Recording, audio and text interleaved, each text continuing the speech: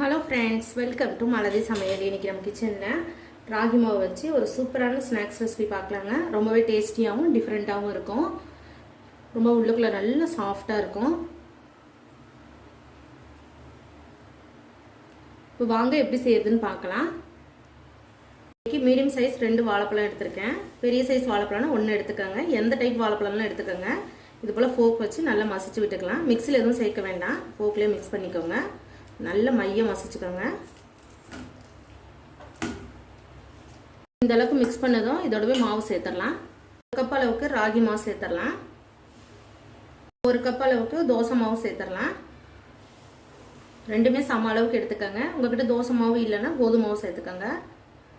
3/4 cup அளவுக்கு நாட்டு சக்கரை சேர்த்துருக்கேன். உங்களுக்கு வெள்ளம் வேணாலும் வெள்ளம் சேர்த்துக்கோங்க, கருப்பட்டி வேணாலும் கருப்பட்டி சேர்த்துக்கோங்க. இது சுத்தமான நாட்டு வெள்ளம்னு டைரெக்டாக சேர்த்துருக்கேன். பிஞ்சளவுக்கு உப்பு சேர்த்துக்கோங்க. பிஞ்சளவுக்கு சோடா உப்பு சேர்த்துடலாம்.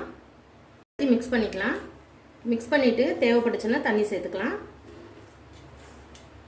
இந்த அளவுக்கு மிக்ஸ் பண்ணதும் கொஞ்சமாக தண்ணி சேர்த்துக்கலாம். ஒரு 2லேருந்து 3 ஸ்பூன் அளவுக்கு சேர்த்துக்கோங்க, அதிகமாக சேர்க்க வேண்டாம். இப்போ இதையும் நல்லா மிக்ஸ் பண்ணிக்கலாம். மாவு இந்த அளவுக்கு இருக்கணும். நல்லா மிக்ஸ் பண்ணியாச்சு. எடுத்து ஊற்றுற அளவுக்கு இருக்கணும், ரொம்ப தண்ணியாக இருக்கக்கூடாது. இது ஆயிலில் பொரிச்சு எடுத்துடலாம். நல்லா சூடாக இருக்குது. நம்ம ரெடி பண்ணி வச்சுருக்க மாவை டம்ளரில் ஊற்றிருக்கேன். இப்போ சென்டராக ஊற்றிடலாம். அடுப்பு வந்து சிம்மிலே வச்சுக்கோங்க, ரொம்ப அதிகமாக வைக்கக்கூடாது, அப்புறம் கருகுன மாதிரி ஆயிரும். ஒரு பக்கம் நல்லா வெந்து வரட்டும். இதுக்கு மேலே லைட்டாக எண்ணெயை தொளிச்சு விட்ருங்க. நம்ம பூரிக்கு எப்படி செய்வோமோ அதை போல் செஞ்சுருங்க. மாவு நல்லா வெந்து அதுவே எலும்பி வரும், நம்ம திருப்புடன்னு கிடையாது. ஒரு பக்கம் நல்லா வெந்திருக்கும், திருப்பி போட்டுடலாம். இப்போ எல்லா மாவுலையும் இதை போல் ஊற்றி எடுத்துடலாம்.